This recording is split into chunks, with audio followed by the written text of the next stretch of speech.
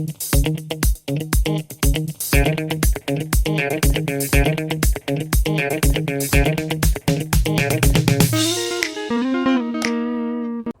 and welcome to another video about questions and answers. I hope the answers to your question helped you. If they don't, leave a comment. If they do, leave a comment as well.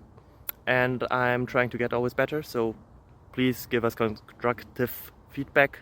Us, I mean me and my family. If you leave a comment or a helpful thing, it helps us always a lot. Thank you very much.